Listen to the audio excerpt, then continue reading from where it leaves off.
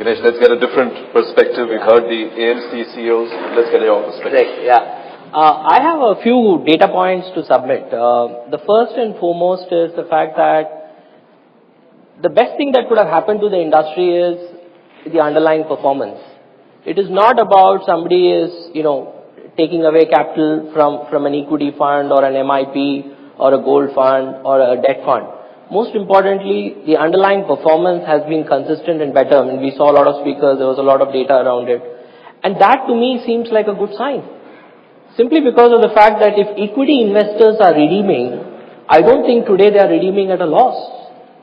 They are redeeming and positioning those assets in the debt segment. So there is a lot of maturity that has happened within the industry and within the investor base. Now, if you see the measures that have been taken from 2009, there's a lot of interesting data. I remember I used to sit in this session, meet clients, they would tell that there is a no load and what's going to happen to the industry in 2009, are we going to sink, is there a future, and so on. We have seen from our data that consistently assets have grown after no load. Take it to the next level. The next big change, paradigm change was this T15, B15, 30 basis point addition and so on. Most of the bank distributors have now started penetrating the B15 towns. Are you beginning to see a tapering off of exits from equities? Oh, yeah. We are seeing a lot of tapering off of exits. We are also seeing a net growth in SIP assets for the equity industry. It was always on gold, but now that has kind of migrated to the equity industry.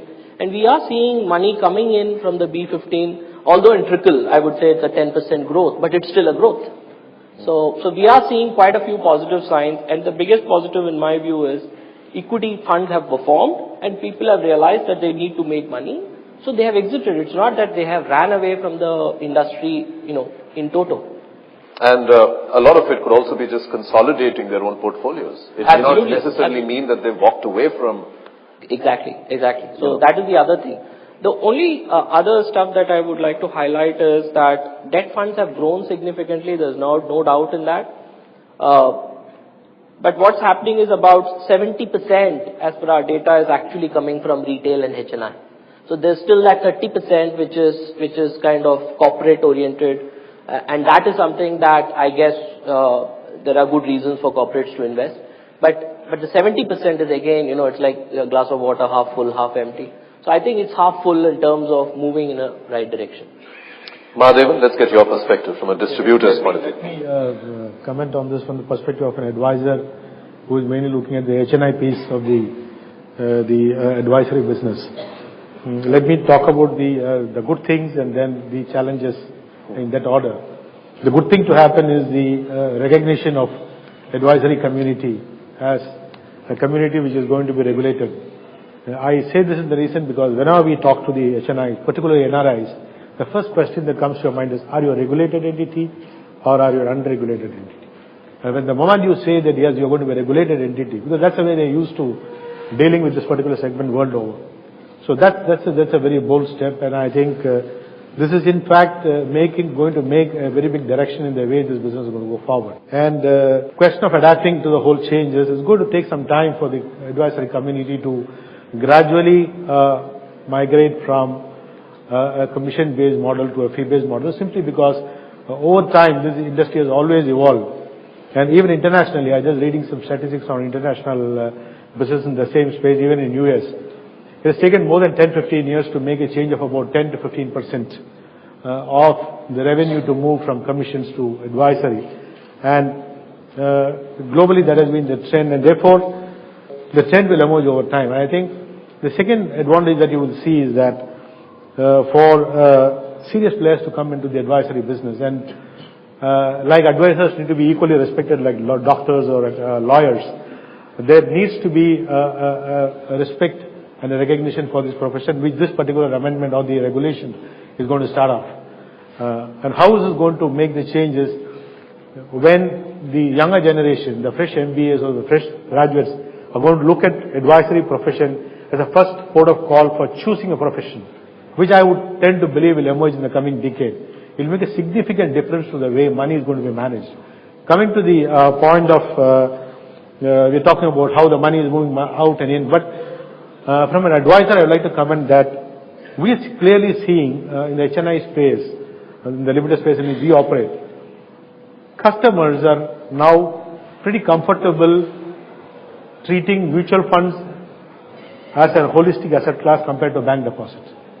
Now, so what happens? If a customer has got, let's say, 10 crores of money, he's quite fine keeping about 3 crores of money in the bank deposit, and the 7 crores goes into the mutual funds. It can be a combination of debt, it can be a combination of equity. What do you make of the fact that we have a situation where you have a very well-regulated industry like the mutual fund industry, and it's competing for asset classes like real estate, unregulated, yes. Jewelry, gold, largely unregulated. Yes. Is that something that you feel needs to be corrected? Yes, you have a very, very valid point. I'm sure most of the panelists have commented on that, and I too have a point of view on that. But there is a sweet spot in this whole problem. And what is the sweet spot? Last 6, 7 years, 8 years, whenever you talk to clients about looking at mutual funds and asset class or debt equity, he had one very, very strong view based on his experience that whatever you do with real estate and asset class, it will deliver double-digit returns. There's no question. And there was no empirical evidence other than what he was experiencing. And volatility was not taken into consideration at all when it came to real estate or gold.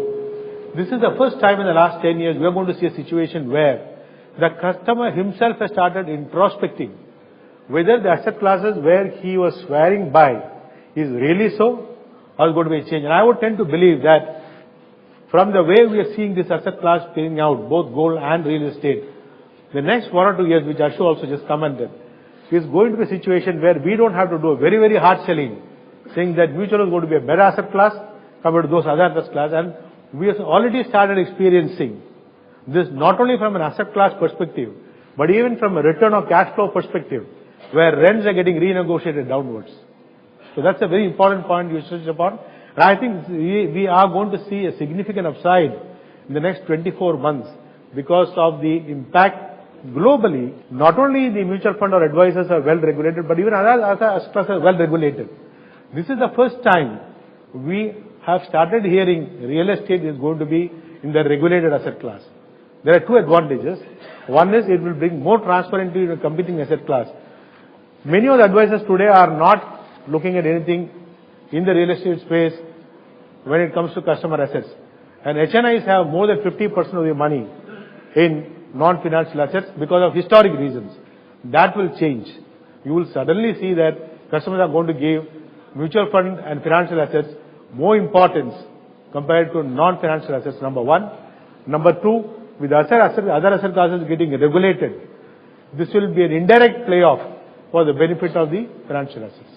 You said you had some good developments and bad developments. You just ignored the bad news. No, I said the challenge. I said not bad development. I said the challenges are that we have been through a space where we have always been looking at. If you commented about how the industry has evolved. World over, the industry has evolved by selling insurance as a single product. People selling single product. Today, the need, the awareness to become more customer centric, trying to understand what is risk profiling, asset allocation, rebalancing, that's gradually gaining ground. That's what I say. All right. On that note, thank you very much, ladies and gentlemen.